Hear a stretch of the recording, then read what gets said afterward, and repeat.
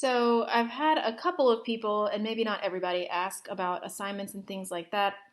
In the other video, I showed you how to make assignments from the teacher's perspective, and now I'm going to show you what it looks like from the student perspective. So one way for students to see the assignments that they have is for them to click the calendar button, and they'll see their different courses in this calendar and the assignments when they're due that day. And so each course will have a different color over here. So you will see, we'll come back to this later, but if the students have completed an assignment, it's going to be crossed out. They can also look at it in a week's view, or they can look at it in the form of an agenda, which might also be really helpful if they're looking at the days. But if you look at months, each of your courses will have a different color for them. So if we go back to the Social Studies homepage, there are a multitude of ways that you can link your students to assignments. You can make a button on your actual page, and it can take them to that day's lesson. So you can live your life with buttons, but that's a little bit more advanced. It gets even a little bit more advanced when you start clicking on modules, and the students kind of see it from this perspective, and they can see their assignments and everything too. So the other way to go to it is just to go to assignments as well. So you can also have it show by type. So if you have your assignments set up correctly, kids will see formal, and then they will also see informal. So let's kind of look at what it looks like from a student perspective. So I've done a couple of different types of submissions for students.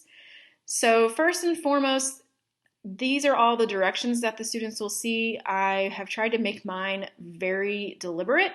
So students are able to submit for this assignment by a website URL or a media recording. So it's important to know that they have to click Submit Assignment first.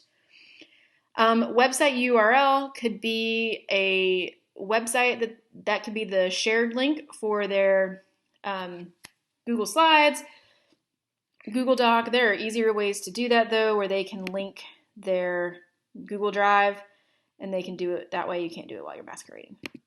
And then the thing for the students here was that they were supposed to record or upload a video of themselves talking. Some of their cameras don't work, so you should give them the website URL option so they can just give you a document as well. But again, clicking record, upload, media. If they already have something saved on their Chromebook, they'll click this button. But if not, they will click start recording.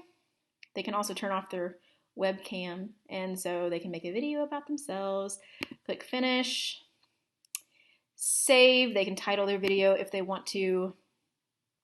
And then when your students are ready to submit, they'll click submit, and it will rain confetti. And so that's how they know that they've submitted something. So one more assignment, kind of one to show you.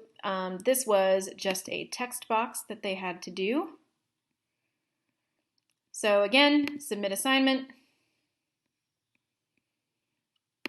They will type their answer in this box right here. Up here is where you, in those directions that I showed you earlier, is where you would type all the questions for them to answer. They'll put their answer right there, and they'll click submit. And again, it will rain confetti. So we go back to assignments. I can't really show you the one where they did the external tool because I don't really have the student's perspective from that. But they would click this button and it would make a copy into their Google Drive, and the document would open up. They'll type in it, and when they're ready to hit submit, they'll just hit submit. And that is it.